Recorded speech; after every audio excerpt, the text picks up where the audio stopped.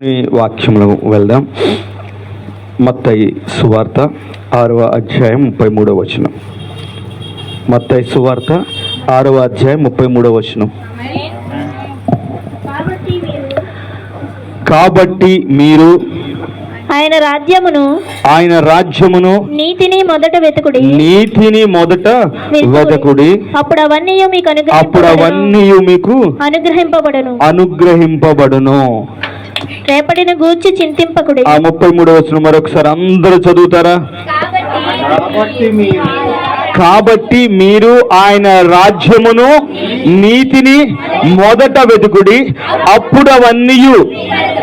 ఆ పై వచనం రాయబడి ఉంది ఏమనంటే, ఏమి తిందుమా, ఏమి త్రాగుదుమా, ఎక్కడ ఉందాం, ఈ విషయాలన్నిటి విషయం ఆయన చెప్పుకుంటూ వచ్చి మొదట చేయవలసిన పని చెప్తా ఉన్నారు. ఏం చేయాలట? ఫస్ట్, మొదట మన జీవితంలో, మనం లేచిన తర్వాత, మన కుటుంబంలో, మన వ్యక్తిగత విషయాలలో అన్నిటిలో కూడా మొదట అని అంటే అర్థం ఏంట్రా అంటే, నువ్వు లేవగానే ఫస్ట్ చేయాల్సిన పని నీ వ్యక్తిగత ఉద్యోగ విషయం కావచ్చు, నీ కుటుంబ విషయాలు కావచ్చు, నీ చదువులు కావచ్చు, నీకు ఏమన్నా ఇంపార్టెంట్ వర్క్స్ ఏదైనా కావచ్చు. కానీ లేఖనం ఏం చెబుతుందంటే, మొదట ఒక పని చేస్తానట, ఆ తర్వాత రాయబడి ఉన్నాయి. ఇంగ్లీష్లో ఎలా ఉంటుంది? And all these things added unto you అని. అవి మీకు ఒక్కొక్కటి యాడ్ చేయబడతాయి. ఏం చేయబడతాయి? ఒక్కొక్కటి. ఇందాక లక్ష్మణ్ గారు సాక్షి చెప్తూ ఈ ఏడాది లేదా 2 సంవత్సరాలు ఒక్కొక్కటి ఏం చేసుకుంటూ వచ్చాడు దేవుడు. అన్ని విషయాల్లో కూడా, అన్నిటిలో కూడా ఏం చేస్తాడు దేవుడు? మీకు అనుగ్రహించుకుంటూ వస్తాడు. అయితే ఆయనకు ఒక చట్టం ఉంది, ఒక రూల్ ఉంది, లేకపోతే ఒక పద్ధతి ఉంది. ఏంటి ఆ పద్ధతి అంటే, నువ్వు లోకము వైపు చూసినప్పుడు ఆయన ఏది నీకు ఇవ్వడు. ఏం చేయడు ఆయన? ఏది నీకు ఇవ్వడు. నువ్వు తినడానికి అవసరం, మరి తిండి కోసం వెళ్ళాలి, అవును. కానీ మొదట ఏం చేయమంటున్నాడు ఆయన? ఆయన రాజ్యమును ఆయన నీతిని వెదకాల. మొదట ఏం చేయాలంటే ఆయన రాజ్యమును ఆయన నీతిని వెదకాలి. మొదటి స్థానము ఎవరికి ఇవ్వాలి? దేవునికి ఇవ్వాలి. మనలో చాలా మంది మొదటి స్థానం దేనికి ఇస్తారు చెప్పండి? మొదటి స్థానం తల్లిదండ్రులకి ఇస్తారు చాలా మంది, పెళ్లి కాకముందు వరకు. ఎప్పటి వరకు?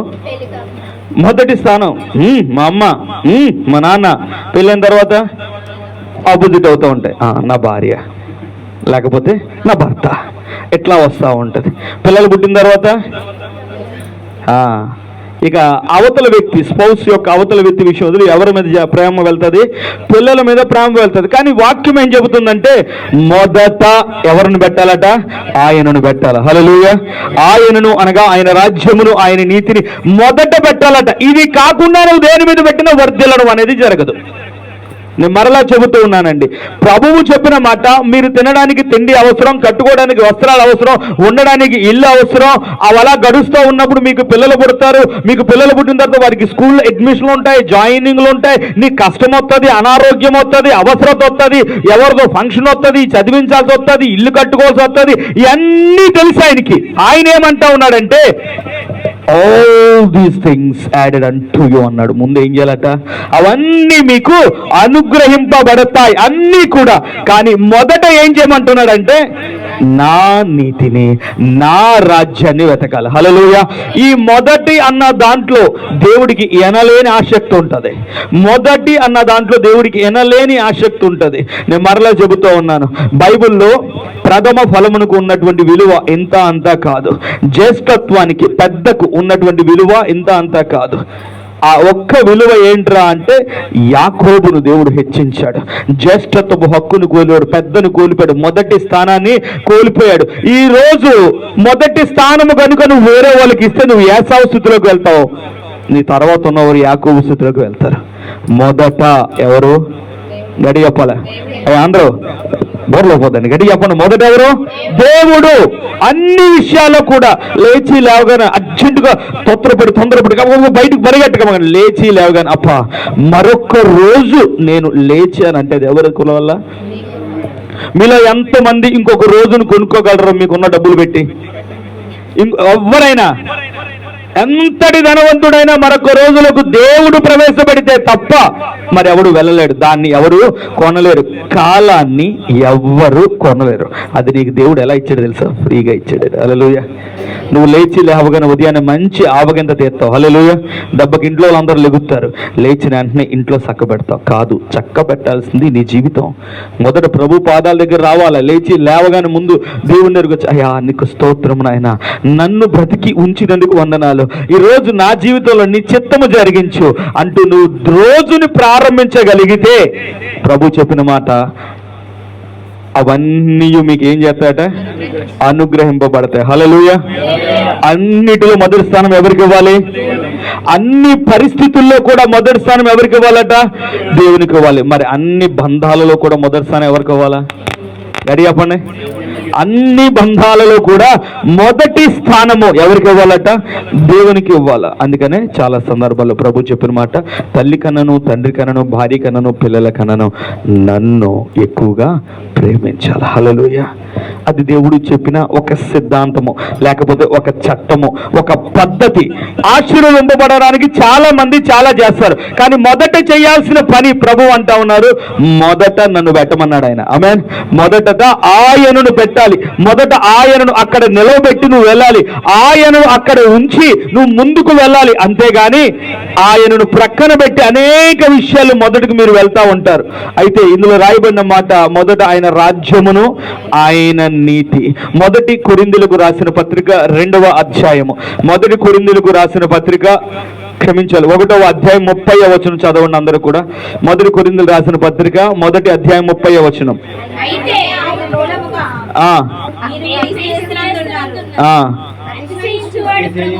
అతిశయించువాడు, గట్టి చెప్పాలి, అతిశయించడం అంటే గొప్పగా ఫీల్ అవ్వడం. నాకు ఇది ఉంది, ఎవరు ఇచ్చారు నీకు? నా ప్రభువు ఇచ్చాడు. అతిశయించడం ఎవరి వల్ల?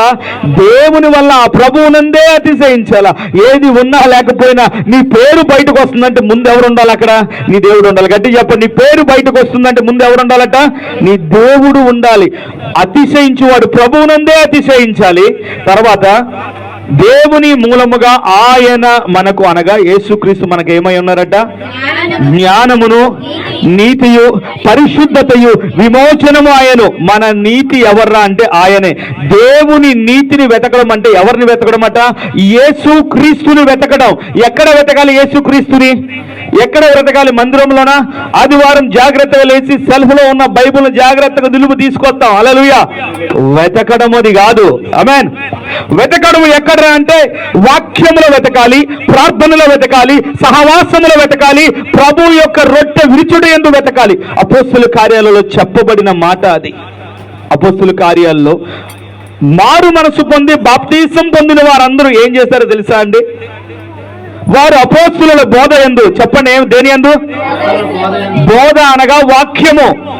వాక్యమందు, ప్రార్థన యందు, సహవాసమందు, రొట్టె విరుచుడు యందు ఎడతెగక, దేర్ ఇస్ నో గ్యాప్. శుక్రవారం వెళ్ళాం, ఆదివారం ఏమి వెళ్తాంలే అని లేదు. నిన్న ప్రార్థనకి వెళ్ళాం, మళ్ళీ ఈరోజు ప్రార్థన అంటే ఖాళీ ఉంటుంది, రోజు ప్రార్థన అంటే కుదరదు, అలా అనలేదు వాళ్ళు. ఎడతెగక, గడి చెప్పండి. అంటే అర్థం ఏంటి? ఆపకుండా. ఆమేన్. ఆపకుండా వారు ఎవరిని వెతికారట? దేవుడిని వెతికారు. నీతి, దేవుని నీతిని వెతకాలని వాక్యం చెబుతుంది. నీకు కావాల్సినవి, జరగాల్సినవి, కావాల్సినవన్నీ నీ వెనక వస్తాయి. నువ్వు ఎవరు ముందు వెనక వెళ్ళాలా? గడి చెప్పాలి, ఎవరు వెనక వెళ్ళాలి? మనం దేవుని వెనక వెళితే నీకు రావలసినవన్నీ ఎక్కడొస్తాయట? నీ వెనక రావడం ప్రారంభిస్తాయి. నువ్వు దేవుడి నీతిని, అనగా యేసుక్రీస్తుని వెతకాలి. ఎందులో వెతకాలని చెప్పాము గుర్తుందా? ప్రార్థనలోను, బోధ అనగా వాక్యములోను, సహవాసము అనగా కృతజ్ఞత కూడికలు, మందిరములు, మనమందరం కలిసి చేసేటువంటి ఈ ఆరాధనలన్నింటిలో ఈ సహవాసాన్ని వదులుకోకూడదు. చాలా మంది ఏం చేస్తారంటే, మాకు యేసుక్రీస్తు తెలుసు, మేము వాక్యం చదువుకుంటూ ప్రార్థనకు రాం. ఏం చేద్దాం?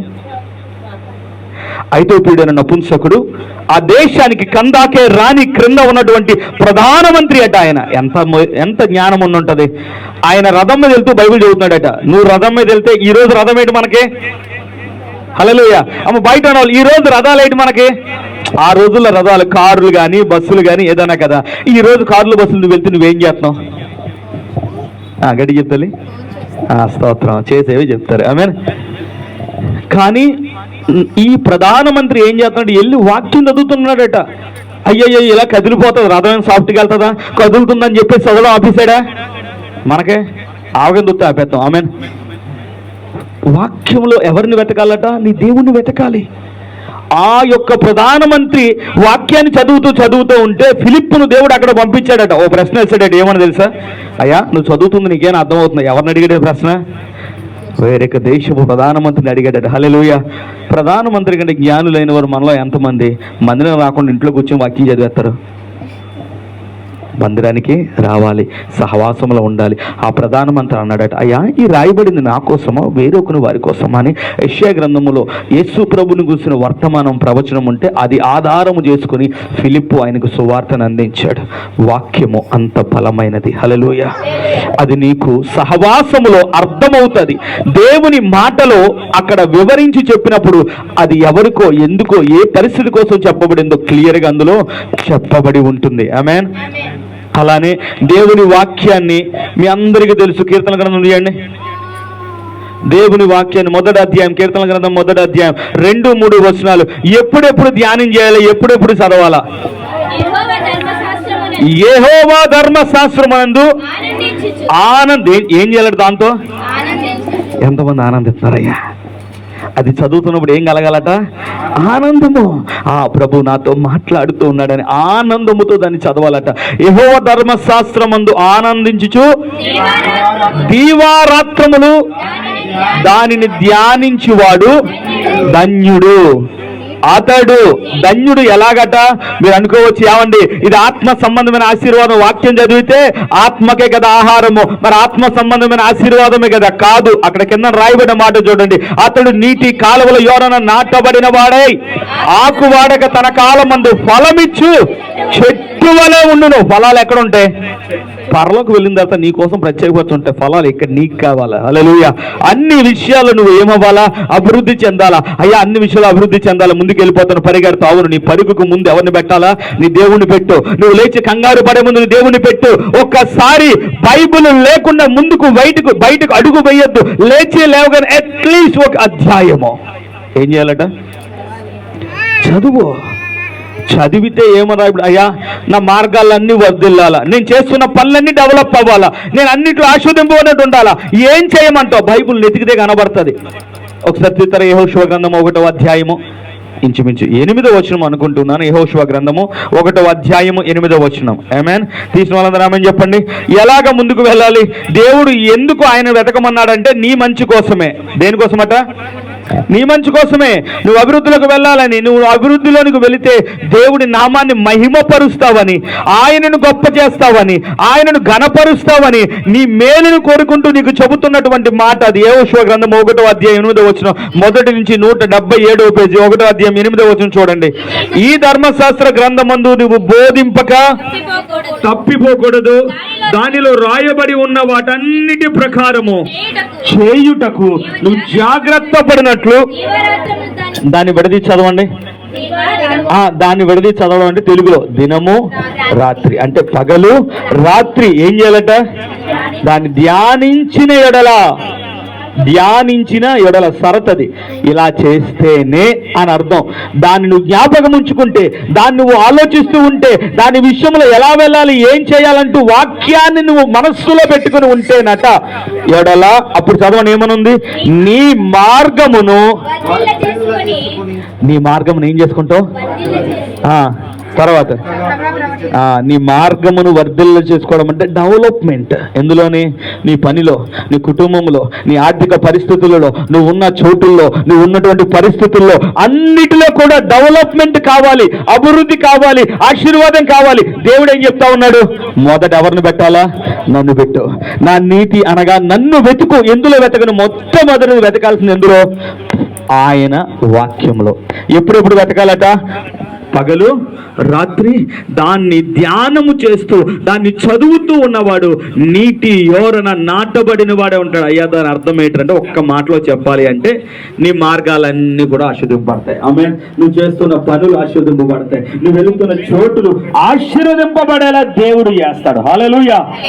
ఈరోజు నువ్వు ఆ రీతిగా ఉండాలి అని అనుకుంటే మొట్టమొదట దేవుణ్ణి వెతకాలి. మొదట ఎవరిని వెతకాలట?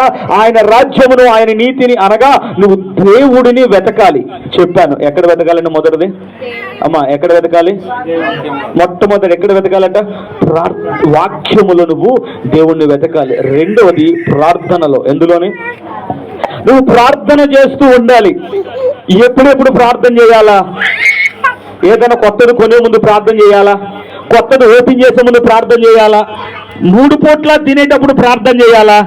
కాయిసైతే ఈ ప్రార్థన అందరూ చేస్తారు. హల్లెలూయా. నీ స్పెషల్ ఏంటి? నీకు దేవునిలో ఉన్న నీ భాగం ఏంటి? నీ స్వాస్థ్యం ఏంటి? ఆయన దగ్గర నేను అడగగలను అనడానికి ఉన్న నీ ధైర్యం ఏంటి? ఎంత ప్రార్థన చేస్తా ఉన్నావు? ఎంత సమయం గడుపుతా ఉన్నావు? ఎంత దేవునిలో ఉంటా ఉన్నావు? రోజుకి 24 గంటలు. ఓ బిడ్డ ఎవరో అన్నారు, అయ్యా 24 గంటలకు సరిపోవట్లేదండి. హల్లెలూయా. మొత్తానికి ఎవరో అన్నారు నాతో. అందరికీ అయ్యే కదా. హల్లెలూయా. సమయము ప్రాధాన్యత మొదట. గడి చెప్పండి. మొదట నువ్వు ఇవ్వవలసిన దానికి ఇస్తే అన్నిటికీ అన్నీ సరిపోతాయి. హల్లెలూయా. అన్నిటికీ అన్నీ సరిపోతాయి. నీ సమయం అంతా సరిపోతుంది. సమయం లోపల అన్ని ముగించుకొని ఇంకా సమయాన్ని ఇస్తాడు. ఎందుకురా అంటే మొదట నువ్వు ప్రార్థన, వాక్యము. గడి చెప్పండి. ప్రార్థన అనేది దేవునితో మనం మాట్లాడడం, అంతేనా?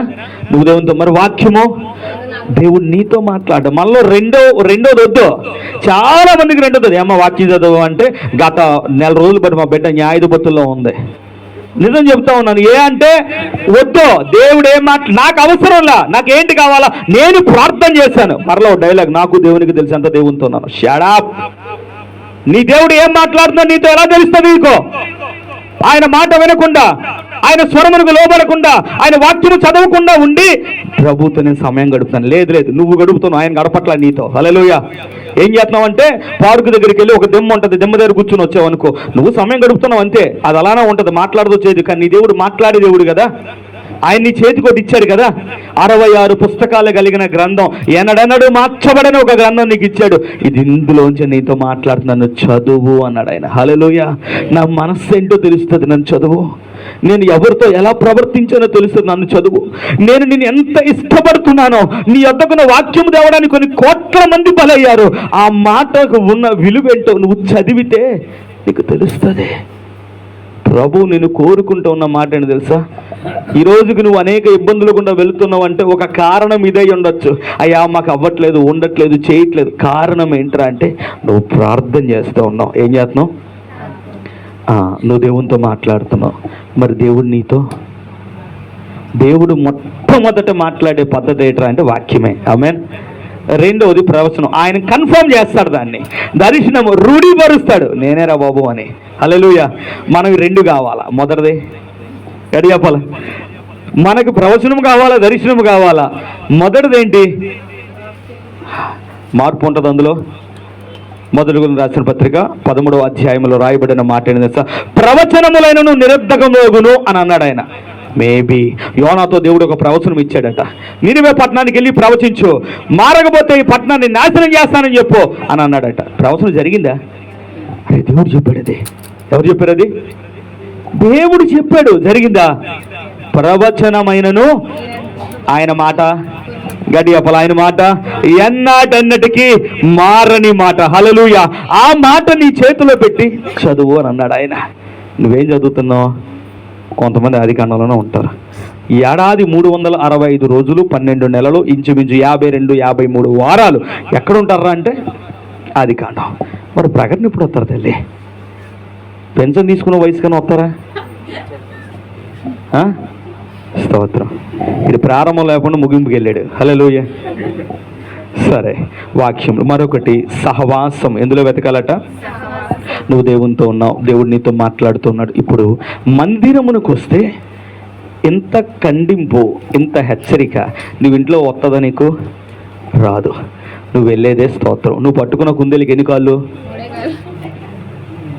పక్క నానాజీ గారు చాలా కాదమ్మా 4 ఉంటాయి కుందేలు కానీ ఎలా చెప్పావు 3 నాకు తెలియదు నేను చూడలేదట్టి ఇలాగే అంటాం. సహవాసంలోనికి వస్తే దేవుని వాక్కు ఎలా మాట్లాడుతుంది, ఆయన దర్శనం ఎట్లా జరుగుద్ది, ఆయన ప్రవచనం ఇస్తే ఏ రీతిగా మాట్లాడతాడు అన్నది సహవాసములో తెలుస్తుంది. ఆఖరిది ఎందులో వెతకాలట ప్రభువుని? రొట్టె విరిచుట యందు ఆయన్ని వెతకాలి. ప్రభు బల్లారాధనకి ఎన్నడూ కూడా ఆపుకోకూడదు. ప్రభు బల్లారాధన అది ఆయన నీ కొరకు చిందించిన రక్తము. నువ్వు ఆ రోజు నాకు వద్దు, నాకు బంధువులు ఉన్నారు, నాకు ఫలానా ఉంది, నాకు ఇంపార్టెంట్ ఉంది అని అనుకున్నావు అనుకో, స్తోత్రం.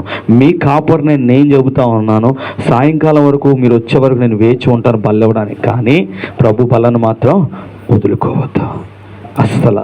ప్రభు బలను ఏం చేయకూడదట? ఎందుకంటే నువ్వు వదిలేస్తే అర్థమని తెలుసా? అమ్మా నీ కొరకు నా ఆఖరి రక్తబొట్టు కాచాను, నీ పాపాలను క్షమించడానికి, నీకున్న వ్యాధులను తీసివేయడానికి. అంటే నువ్వేమంటాడు సింపుల్గా, నాకు నీ రక్తం వద్దు, నాకు నీవు ఇచ్చింది ఏది వద్దు, నాకు నాదే ముఖ్యం. నువ్వు అలా వెళ్తున్నావు. ప్రభువుని నువ్వేం చేస్తున్నావు? వెతకడం కాదు, తృణీకరిస్తూ ఉన్నావు. ప్రభువు అన్నారు, మొదట నా నీతిని, నా రాజ్యాన్ని మీరు వెతికితే నువ్వు దేనికోసం పాకులాట పడుతూ బతిమలాడుతూ వెళ్ళిపోతూ పరుగులు పెడుతూ ఏ బంధువులు అనుకుంటున్నావో, ఏ ఒక ఉద్యోగం అనుకుంటున్నావో, ఏది నాకు కావాలని నువ్వు పరుగులు పెడుతున్నావు, ప్రభు అంటాడు అవన్నీ నీ వెనక వస్తాయి. హల్లెలూయా. అవన్నీ నీ వెనక వస్తాయి. ఈరోజు దావీదు కోసం కొన్ని లోతైన విషయాలు నాకు తెలిసి మీరు వినుండొచ్చు, లేకపోతే ఇంతవరకు వినుండకపోవచ్చు. కొన్ని విషయాలు చెబుతాను. దావీదుని దేవుడు అభిషేకించాడు. 1 సమూయేలు గ్రంథం 16వ అధ్యాయము.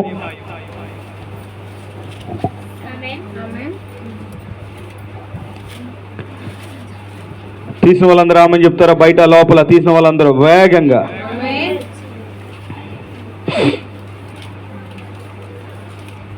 చూడండి, అందులో 16వ అధ్యాయంలో 13వ వచనం. సమూయేలు తైలపు కొమ్మును తీసి వాని సహోదరుల ఎదుట వానికి అభిషేకము చేసెను. నాట నుండి యెహోవా ఆత్మ దావీదు మీదకు బలముగా వచ్చెను. అలానే ఆగండి. అలానే 5వ వచనం చదువుతారా? అతడు సమాధానముగానే వచ్చి తిని మీరు శుద్ధులై నాతో కూడా బలికి రండని చెప్పి యెష్షయిని అతని కుమారులను శుద్ధి చేసి బలి అర్పించెను. 11వ వచనం చూడండి. నీ కుమారులు అందరూ ఇక్కడ ఉన్నారా అని యెష్షయిని అడగగా అతడు ఇంకను కడసారి వాడున్నాడు, అయితే వాడు గొర్రెలను కాయిచున్నాడని చెప్పాను. ఇప్పుడు 1 దినవృత్తాంతాల గ్రంథం తీసి ఆమెను చెప్పండి చాలు. ఇక్కడ మీరు చదవబడిన సందర్భం ఏదైతే ఉందో, ఒక గొప్ప దైవజనుడు ఆ ప్రాంతమునికి వచ్చి బలివ్వడానికి, ఒక పండగ చేయడానికి వస్తే ఫ్యామిలీని అందరినీ పిలమన్నాడట. ప్రవక్త ఏమన్నాడు? కుటుంబాన్ని అంతటిని పిల్లనంటే కుటుంబంలో నుంచి దావీదును దూరం చేస్తారట. దావీదుని ఏం చేశారు? అందరూ వచ్చేస్తే గోలు వేసుకుంటే ఎవడరా అటు జాగ్రత్త చూసుకొని దావీదుని అక్కడ జాగ్రత్త పెట్టారు. 7 కొడుకులు 6 కొడుకులు వెళ్ళారు. అంతా బాగా జరిగింది, పండగ అంతా బాగా జరుగుతుంది. దేవుడు అన్నాడు సమూయేలుతో, లేచి అభిషేకించి. అయ్యా ఎవరిని? నువ్వు వెళ్ళి నేను చెప్తా అన్నాడు. 1, 2, 3, 4, 5, 6 వెళ్ళిన తర్వాత అన్నాడు, అయ్యా ఇంకా నీ కుమారులు అందరూ ఇక్కడే ఉన్నారా, ఇంకా ఎవరైనా ఉన్నారని అడిగాడట. హల్లెలూయా. నీ కుమారులు అందరూ ఇక్కడే ఉన్నారా, ఇంకా ఎవరైనా రావాల్సిన వాళ్ళు ఉన్నారా అంటే ఆయన అన్నాడట, ఒకడు ఉన్నాడా, ఏడు మరి ఆడండి గొర్రెలు కాచుకున్నాడు. ఏం చేస్తున్నాడు? పండగకి ఇన్విటేషన్ లేదు ఆయనకి. హల్లెలూయా. ఏమి లేదు ఇన్విటేషన్. ఒక గొప్ప కార్యం జరుగుతుందట, ఒక గొప్ప విందు జరుగుతుందట, దానికి రావయ్య దావీదు అని ఆహ్వాన పత్రిక ఆయనకి లేదు. ఈరోజు నీ జీవితంలో కూడా మా వాళ్ళు నన్ను పిల్లలేదు, మా వాళ్ళు నన్ను చేయలేదు, మా వాళ్ళు నన్ను పలానా కార్యక్రమం ఎంతలా చూశారో, నన్ను అసలు లెక్క లేకుండా చేస్తారు. పోనీ మొదట నువ్వు ఎవరిని పెట్టాలి? గడి చెప్పాలి. మొదట నువ్వు ఎవరిని పెట్టాలి? దేవుణ్ణి పెట్టు, వెనకాతల అన్ని వస్తాయని ప్రభు చెప్పాడు. దావీదు జీవితంలో దావీదు ఎక్కడ ఎవరిని పెట్టాడు మొదటి స్థానంలో అంటే దేవుడిని పెట్టాడు. గుహలోకి వెళ్ళాడు, దేవుణ్ణి పెట్టాడు. కొడుకు తరుముతున్నాడు, దేవుణ్ణి పెట్టాడు. సావులు తరుముతున్నాడు, దేవుణ్ణి పెట్టాడు. ఏడుస్తూ అయ్యా నన్ను విడిపించు ప్రభువా అంటూ దేవుడిని అన్ని విషయాలు పెట్టుకుంటూ వచ్చాడు. ఎందుకు దావీదు కుటుంబం ఏంటి తెలుసా అండి? మీరు తీసిన దినవృత్తాంతాల గ్రంథము 2వ అధ్యాయం 13 నుంచి 17 వచనాలు చదవండి. 1 దినవృత్తాంతాల గ్రంథము 2వ అధ్యాయము 13 నుంచి 17 వచనాలు చదవండి తల్లి. యెష్షయి తన జ్యేష్ఠ కుమారుడైన ఎలియాబును, 2వ వాడైన అబీనాదబును, 3వ వాడైన షమ్మాను, 4వ వాడైన నెథానియేలును, 5వ వాడైన రద్దయిని, ఆరో వాడైన ఓజేమును, ఏడో వాడైన అయ్యగారి నెంబర్ ఎంత? లాస్ట్ వాడు చదవండి. ఇంకా సెరూయా, అబీగయాలు వీరక్క చెల్లెలు. సెరూయా, అబీగయాలు మొత్తం ఫ్యామిలీ ఎంతమంది? అందరూ వెళ్ళారట. ఎవరు వెళ్ళలేదు? అది ఆయన పరిస్థితి. దావీదు వెళ్ళలేదు. మరి దావీదు ఎవరిని పట్టుకుని ముందుకెళ్ళాడు? తన ఉద్యోగాన్ని పట్టుకెళ్ళాడా? తన గొర్రెలను పట్టుకొని వెళ్ళాడా? ఇదేన్ని పట్టుకొని వెళ్ళాడు? ఈరోజు నేను మీతో చెబుతున్నాను, తన కుటుంబాన్ని ఆయన పట్టుకొని వెళ్ళాల. మొదట దేవుణ్ణి పెట్టాడు ఆయన. హల్లెలూయా. మొదట దేవుణ్ణి పెట్టాడు. మొదట దేవుడు అన్ని విషయాల్లో కూడా మొదట దేవుణ్ణి పెట్టుకొని ఆయన వెళ్ళాడట. ఆయన మొదట దేవుణ్ణి పెట్టుకొని వెళ్తే నేను అన్నాను, మొట్టమొదట దేవుడు ఆయన అభిషేకించడానికి ముందు ఆయనకు ఆహ్వాన పత్రిక ఇచ్చారా? ఆయన ఫంక్షన్ పిలిచారా? ఆయన్ని పిల్లదు.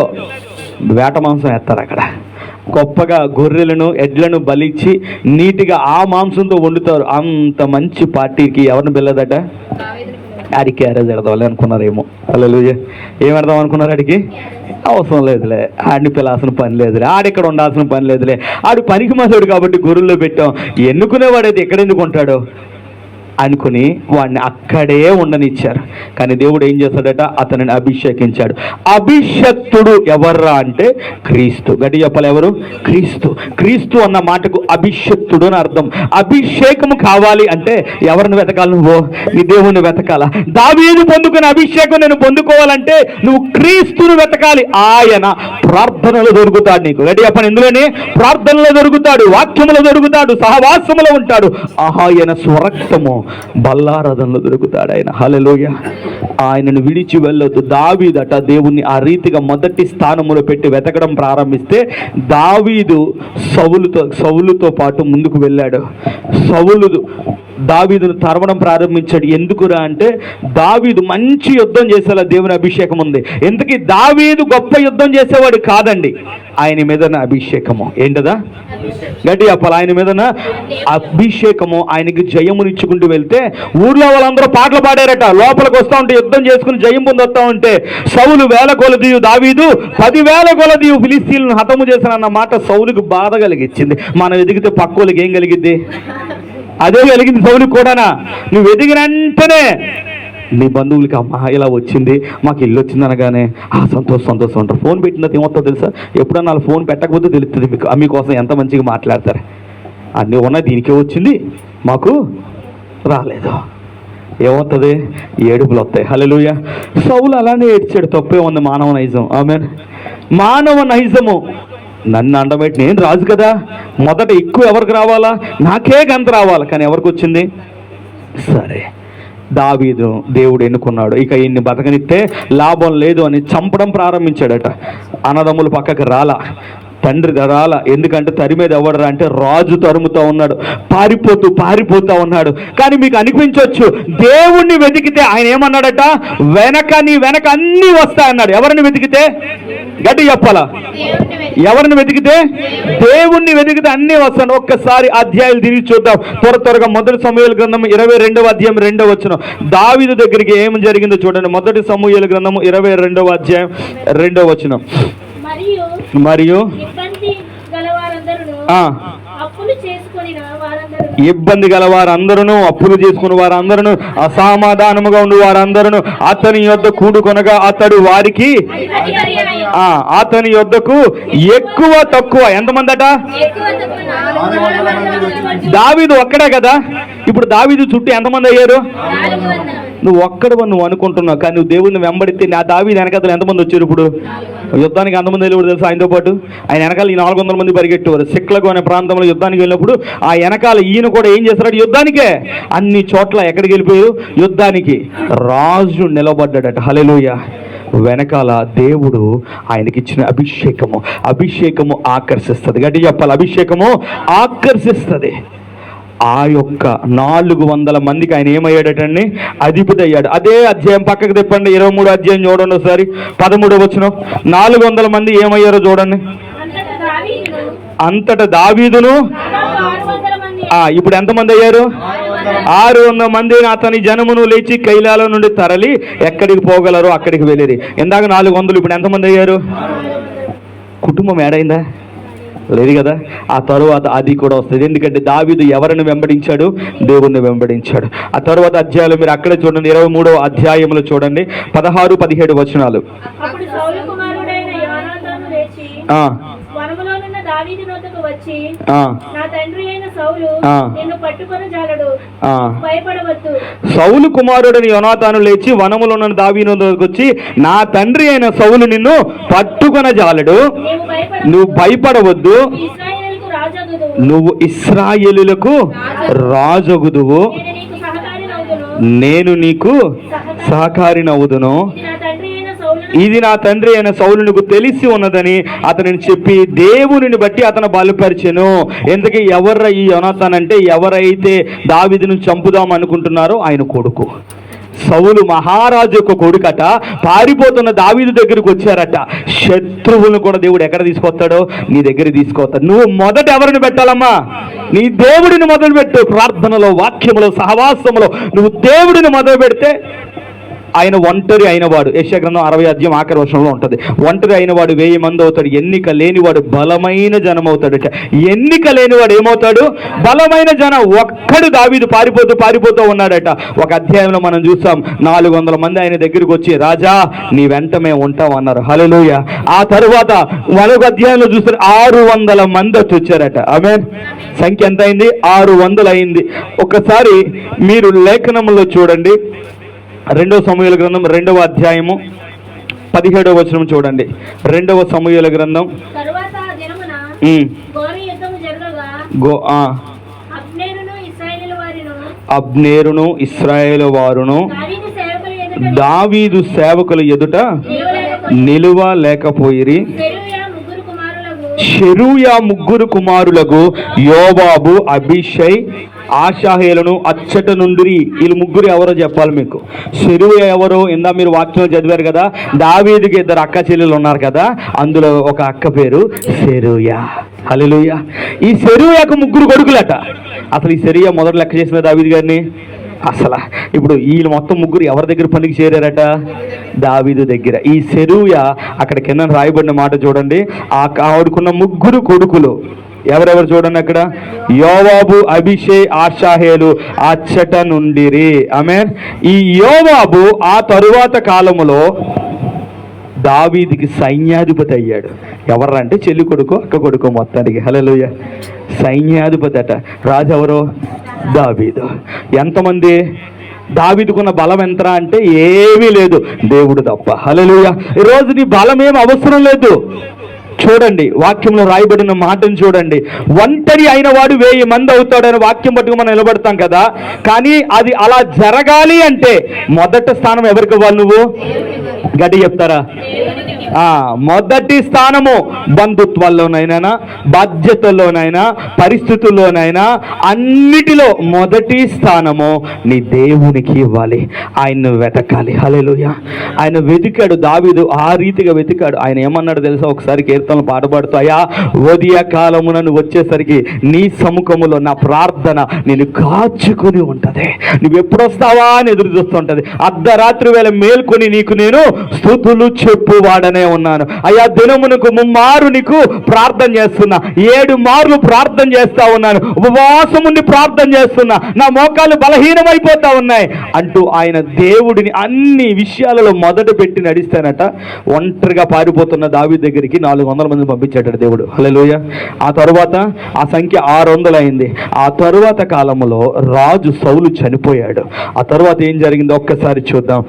2వ సమూయేలు 2:4.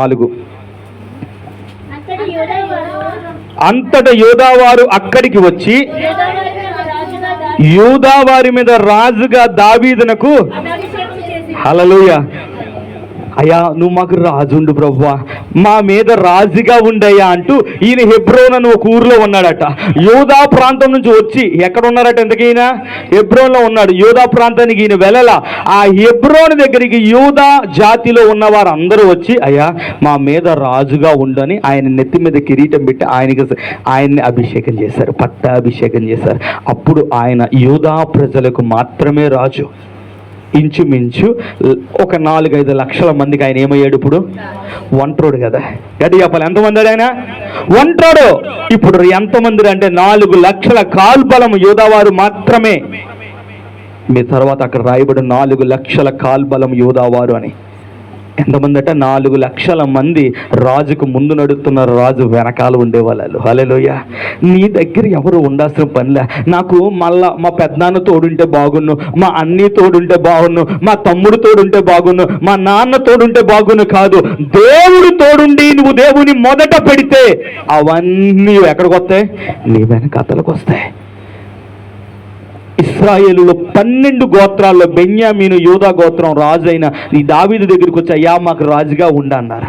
మరి మిగతా 10 గోత్రాల పరిస్థితి ఏంటి? అదే గ్రంథంలో 5వ అధ్యాయం చూడండి, 1 నుంచి 3 వచనాలు. 5వ అధ్యాయము.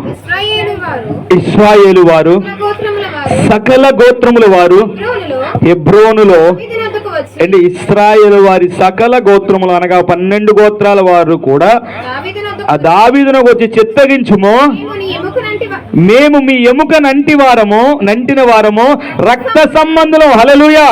ఈయన ముందు రక్త సంబంధులు వెంట పరిగెట్టలేదు. ఈయన ముందు ఏ సంబంధం వెంట పరిగెట్టాడు? ఆత్మ సంబంధమైన దేవుని వెంట పరిగెట్టాడు. ఈ రోజు నువ్వు పరిగెడతావు, నా రక్తం షరాబ్, ప్రభువుని వెతుకో. రక్త సంబంధులందరూ దగ్గరికి వచ్చి అన్నారట, అయ్యా నువ్వు మా మీద రాజుగా ఉండో. ఎందుకంటే ఈయన ఎవరిని వెతికాడు? ఆయన రాజాది రాజుని వెతికాడు. ఆమేన్. ఈయన రాజుగా దేవుడు చేశాడు. దావీదు పరిస్థితి గొర్రెల కాచు దావీదు, కానీ ఆ తరువాత ఆయన పరిస్థితి కింగ్ డేవిడ్ అని, రాజైన దావీదు అని. హల్లెలూయా. ఆ తర్వాత ఆయన పేరు ఎక్కడ రాసిన రాజైన దావీదు, రాజైన దావీదు, రాజైన దావీదు. మరి మిగతా వాళ్ళ పేర్లు సెరూయా కుమారుడైన యోవాబు, ఆషాహేలు, ఇట్లా పేర్లు. వారు అన్నదమ్ములు ఎక్కడ చేరారు? ఆయన దగ్గరికే చేరారు. హల్లెలూయా. దావీదు దగ్గరికే వచ్చి చేరారు. ఆమేన్. యూదా వారు ఎవరి దగ్గరికి వచ్చి చేరారట? ఆయన ఎక్కడో హెబ్రోన్లో ఉన్నాడు. యూదా వారు అందరూ వెళ్ళిపోయి అభిషేకం చేసి నువ్వు రాజుగా ఉండు, నువ్వేం చెప్తా చేస్తాం. 5వ అధ్యాయం దగ్గరికి వచ్చేసరికి కొన్నాళ్ళు గడిచే, 7 సంవత్సరాలు గడిచే. కరెక్ట్గా 7 సంవత్సరాల తర్వాత ఇశ్రాయేలు సకల గోత్రముల వారు వచ్చి, అయ్యా మీ ఎముకనంటి వారం రక్త సంబంధులు మనం. ఎవరో? నువ్వు వాళ్ళ ఎంట పరిగెడితే నేను దోసేస్తారు. హల్లెలూయా. నువ్వు వాళ్ళ ఎంట పరిగెడితే నిన్ను తోస్తారు, కానీ నువ్వు దేవుని వెంట పరిగెడితే వారు నిన్ను అంటి పెట్టుకొని ఉంటారు. అది తేడా. వారు నిన్ను అంటి పెట్టుకుని బంధాలను వదిలేని ప్రభు చెప్పట్లేదు, అక్కడ ప్రాధాన్యత చెబుతూ ఉన్నాడు. మొదట ఎవరుండాలా? గట్టి చెప్తారా? బయట లోపల ఉన్నవారు మొదట ఎవరుండాలట? దేవుడు. నీ రక్త సంబంధులము, నీ ఎముకనంటిన వారమయ్యా అంటూ ఏమన్నారట? పూర్వకాలం సౌలు మా మీద రాజే ఉండగా నీవు ఇశ్రాయేలును నడిపించేవాడే ఉన్నావు. అయితే ఇప్పుడు నీవు ఇశ్రాయేలును బట్టి నా జనులను పాలించి వారి మీద అధిపతివై ఉండు అని పక్కోడు చెప్పలేదు, ఎదురింటోడు చెప్పలేదు. ఎవరు చెప్పారు? నాకు యెహోవా చెప్పారు, దేవాది దేవుడు చెప్పారు. అందుకు వచ్చాం. కాబట్టి ఈరోజు నీ బంధువులు నీ దగ్గరికి రావాలి. వెలివేసిన వారందరూ, నిన్ను వెలివేసిన అందరూ నీ దగ్గర రావాలి. నువ్వు వెళ్ళి పరిగెట్టొద్దు. నువ్వు పట్టుకోవలసిన వాడు పాదాలు పట్టుకో, నడవలసిన దేవుని దగ్గరికి నడువు. ఆయన ప్రార్థనలు వెతుకు, వాక్యములు వెతుకు, సహవాసములు వెతుకు. రొట్టె విరుచుట యందు ఎడతెగక ప్రభువుని వెంబడిస్తూ నువ్వు ఉంటే ఒంటరి అయిన నిన్ను ఆయన 1000 మందిగాను, ఎన్నిక లేని నిన్ను నీ బ్రతుకును ప్రభు చెప్తున్నాడు బలమైన జనముగా చేస్తాడట. హల్లెలూయా. ఎలా చేస్తాడండి ఆయన? బలమైన జనము. పేతురు గారికి పెద్ద డౌట్ వచ్చింది. ఇందులో మన దగ్గర కూడా కొంతమంది పేతురులు ఉంటారు. హల్లెలూయా. ఈయనకు పెద్ద డౌట్ వచ్చింది. ఏంటంటే ఏసయ్యని అడిగాడట, ఏసయ్యా మా భార్యను వదిలేసి, మా పిల్లలను వదిలేసి, మా కలిగిందంతా వదిలేసి నిన్ను మొదలు పెట్టి అన్నీ నిన్ను వెతకడం ప్రారంభిస్తాం, నీ వెనకాల రావడం ప్రారంభించాం. ఏంటి మా పరిస్థితి? ఒకసారి తీస్తారా అధ్యాయాన్ని? లూకా రాసిన సువార్త 18వ అధ్యాయం 29-30 వచనాలు.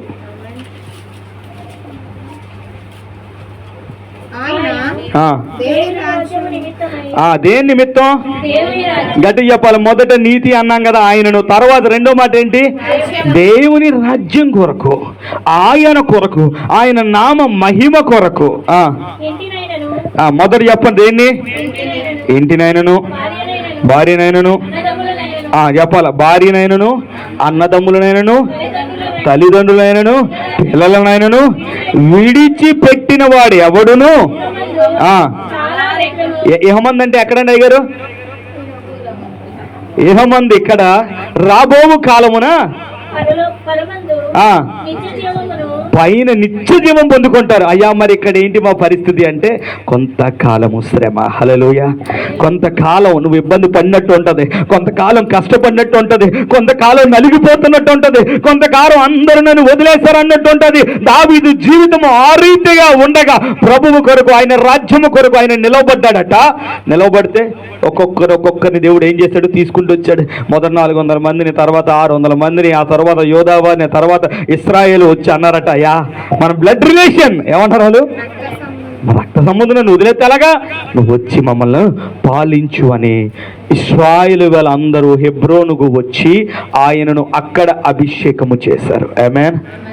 ఆ తరువాత 33 సంవత్సరాలు ఇశ్రాయేలు సకల గోత్రములకు 40 సంవత్సరాల రాజుగా ఉన్నాడు.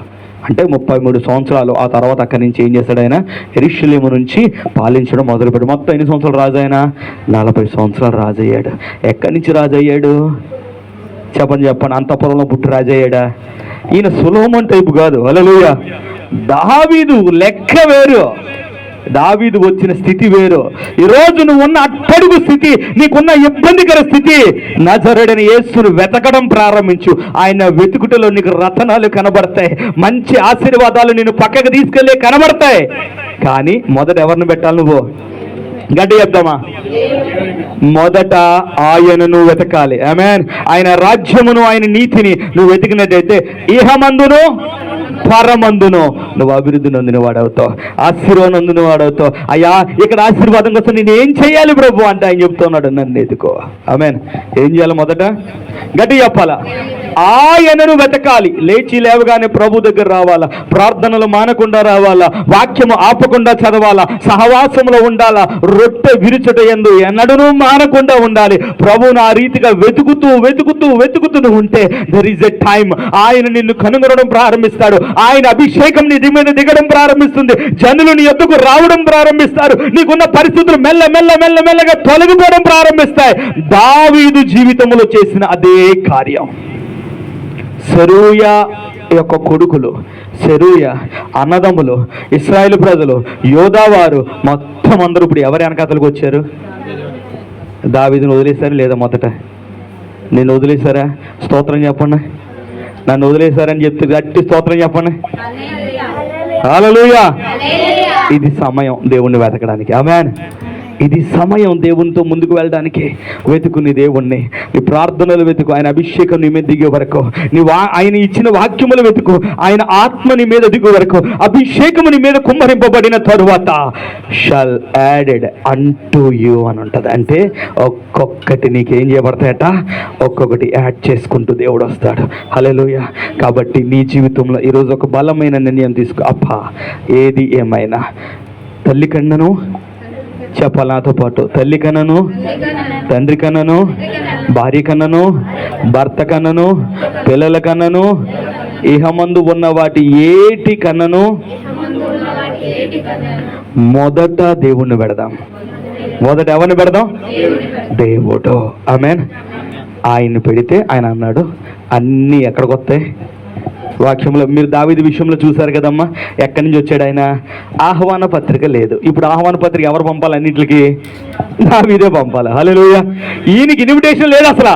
ఇప్పుడు అందరికి ఇన్విటేషన్ ఎవరు ఇవ్వాలరా అంటే ఈయనే ఇవ్వాలా. అది ఆయన స్థాయి. ఆ రీతిగా దేవుడు ఇది మొదలుకొని మిమ్మల్ని హెచ్చించునుగాక. కళ్ళు మూసుకుందాం, ప్రార్థన చేసుకుందాం.